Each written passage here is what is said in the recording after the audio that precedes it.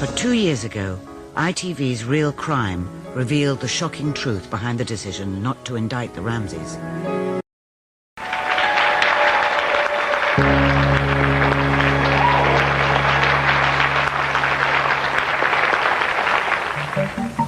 A completely new team of investigators has recently uncovered dramatic new facts about the murder.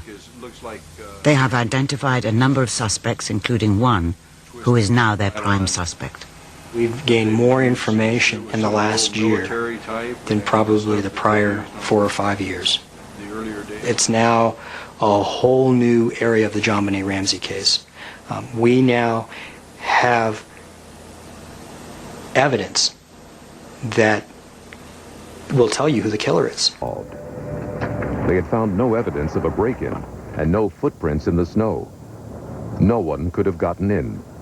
But clear evidence of a break-in. Confirmed. By all reports, there was no visible sign of forced entry. The body was found in a place where people are saying someone had to know the house. John and Patsy Ramsey now found themselves isolated and reviled. Few believed them when they said there was a killer on the loose. There you have a small compendium of narratives that are diametrically opposed, and I guess the truth of this case all depends on who's telling it. But to get a much better sense, a much deeper sense of the Ramsey case, you need to think of it in 3 dimensions. The dimension of the police investigation, which was 18 months long, and people tend to laugh and criticize the police, but this is a very important dimension in and of itself because important information was discovered during those 18 months. The next phase of this is the grand jury investigation, and of course a lot came out of that. What did the grand jury think of the handwriting evidence, the ransom note, the intruder theory? And then the third dimension, which is probably the most underestimated of all, is the aftermath of this case, all of the statements made subsequent to the supposed grand jury exoneration of the Ramseys. And so in this regard, I want to talk about John Ramsey's statement made, the most recent statement he's made, where he frames the narrative in a particular way, and we want to look at whether those statements are accurate. We're going to fact check 4 points in those statements he made to CNN just a couple of days ago. I got nightmares in my head, I fear thoughts build up until I can't feel. My mind fills up into a creature, and it haunts me somewhere much deeper. I got nightmares in my head. Hello and welcome to True Crime Rocket Science, the most authentic voice in true crime. Now, I know I did say I want to do that a discussion on an astonishing interview the Ramseys gave in the year 2000. But in order for the true level of incredulity to sink in, I do want to juxtapose that interview with this interview given just a couple of weeks ago. So I will be putting that one up, but I want you to think about the two in context to one another, how the story can change, how perception can change as well.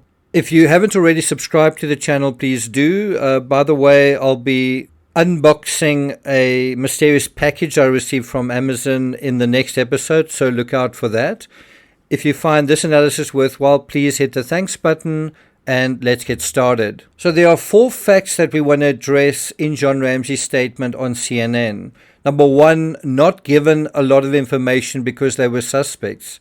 Number 2, no money, this idea of no money, having no money. Number 3, not vindictive. And number 4, met with Boulder PD investigators in January.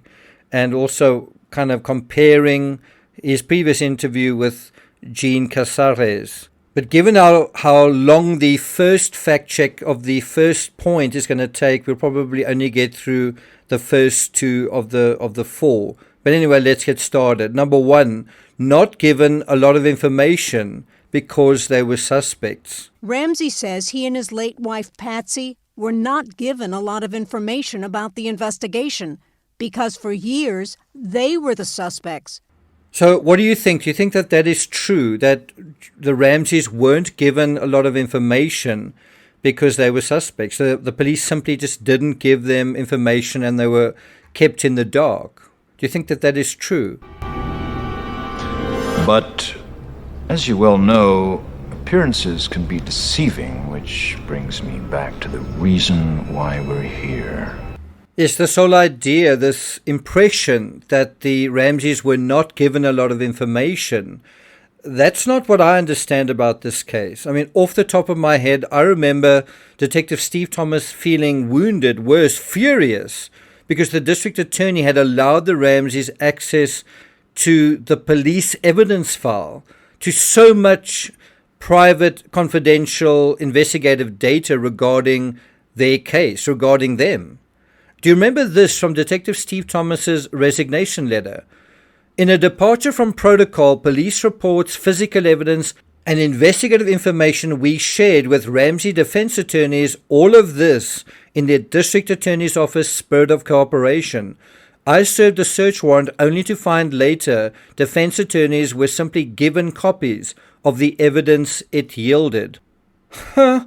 But what about... Ramsey says he and his late wife Patsy were not given a lot of information about the investigation. I'm confused. John Ramsey's complaining in 2025 that they weren't given a lot of information regarding the case. Meanwhile, a detective who was investigating it resigned because of this information being handed over. Because there was so information and nothing was really done with it from the police perspective point of view. Now, we get a broader, deeper sense of what really went on from Steve Thomas's book, where he dedicates more than a page and a half to bemoaning the jettisoning of all of their police work. Let's go to JonBenet, Inside the Ramsey Murder Investigation, the book by Detective Steve Thomas. And so he says the following: "We might as well have said nothing. At the afternoon briefing, we learned that the police documents had been released early that morning before we were informed. Not only did the prior statements, that's the prior statements of the Ramseys, go over, but so did the official reports of Officer Rick French, Sergeant Bob Whitson, and Detectives Fred Patterson, Linda Arndt, and myself. Those documents specified what we had said, done, and observed, and were utterly priceless, far above and beyond what we had been told had been requested." Huh? So those documents were handed over, basically the entire police file regarding the investigation. Ramsey says he and his late wife Patsy were not given a lot of information about the investigation. Steve Thomas goes on to point out it gave the defense lawyers, and it being all of these documents, the information regarding the investigation, gave the Ramsey defense lawyers an incredible windfall of information and did irreparable damage to the case. The entire Q&A had been undermined, and when he talks about Q&A means when they were going to question the Ramseys in 1998. You know, you can't surprise them with questions. You can't catch them off guard. They have an opportunity to prepare themselves for particular questions, for particular difficult questions and evidence that potentially is inculpatory. And so Steve Thomas writes, "We would now be questioning a couple of intelligent, well-coached people who could study as if preparing for a high school test." Could study what? Could study the police documents that were handed over. And then he says, "We were in free fall and the ground was coming up fast." You can just get a sense that for the police, it felt like their entire case, all of their work is just being burned up like a meteor crashing into the earth. All that work lost, all that effort lost, all the advantages that they'd gained evaporating. And you get a real sense of Steve Thomas's, just that sense of that bitter taste in his mouth, this incredible frustration and disappointment, where he says, "When we protested to Deputy DA DeMuth about the treasure trove being given away, he responded, 'They'll get it anyway, if they are ever charged. So wait until someone is charged,' I said." And what's quite interesting is where DeMuth kind of seems to come across as friendly or sympathetic, or perhaps to some extent in the corner of the Ramseys, he was actually one of those people questioning the Ramseys. "I considered it," this is Steve Thomas, "I considered it an act of treason and refused to participate in handing it over. I just couldn't do it. My defiance would be duly noted, and I didn't care." While Detective Trujillo was in the lobby giving the material to defense lawyer Patrick Burke, Trujillo was another one of the detectives who questioned the Ramseys. Detective Arndt came up and gave Burke, this is a Ramsey defense lawyer a hug. Then the defense attorneys were allowed inside the Boulder Police Department to examine the actual ligature and garrote that killed JonBenet. I watched sick inside, and Sergeant Wickman bellowed in protest. You're giving the effing murder weapon to the suspects. Ramsey says he and his late wife Patsy were not given a lot of information about the investigation. On page 181 of Steve Thomas's book, in a chapter titled Rocky Road to Nowhere, he talks about these people being allowed to loot our property and evidence room.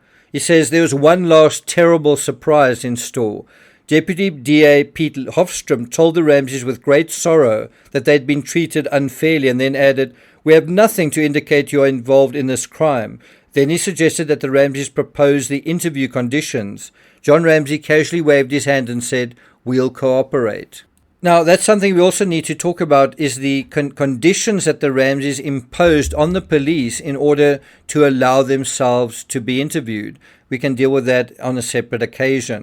Ironically, when asked by reporters like Larry King whether they've read the autopsy, so, that all of this information is handed over, did the Ramseys, so you would assume that the defense attorneys wanted, that the Ramseys want this information. John Ramsey saying in 2025, we weren't given this information. Well, did you want that information? Ramsey says he and his late wife Patsy were not given a lot of information about the investigation. Did they want that information? In other words, did they want that information in order to look at that information? And so if they had that information, did they actually look at it? Did they read the autopsy? Did they study the ransom note? Because when they were asked about it, they seemed to indicate that they didn't. Have you seen it? Have you read it? I don't think I've read the whole thing. I've definitely seen pictures of it, though. They haven't told you anything about, you have not seen a death certificate? No. No. You don't know how your daughter died? So it's kind of confusing. Did you want the information? Did you have the information? Did you not have the information? Even though their lawyers likely did have this information at their disposal, specifically and especially to prepare for formal police questioning, especially in 1998. In sum, though, do you think it's fair or accurate to say Ramsey says he and his late wife, Patsy, were not given a lot of information about the investigation? Do you think that's a fair statement? I mean, is it true or isn't it true? Is what Steve Thomas says and the reason why he resigned and what he wrote in his book, is that not true? And that brings us to point number 2, no money. In the first 12 seconds of his interview with CNN, John talks about losing everything and having no money. He says he's lost his job and pretty much lived in a trailer for 3 years. The killer took away my desire to live for a while. The police, because of their actions and accusations, took away my ability to live. I lost my job. We lost our life savings. We pretty much got down to, we lived in a trailer for 3 years. And there's a brief moment where the reporter shakes her head sympathetically. So do you think it's true that John had no money following all of these events, that he lost his job, couldn't get a job, lived in a trailer? And so that is, I see we're at over 13 minutes. That is what we'll examine in the next episode, where we'll look at part 2 of fact-checking these couple of statements made in John's last interview. All right, so I'm not going to take it further than that. Meanwhile, look out for Free and Clear, the interview, this really astonishing interview that the Ramseys gave in 2000. That'll be coming up sometime soon as well. Thank you for listening, and I'll see you guys next time.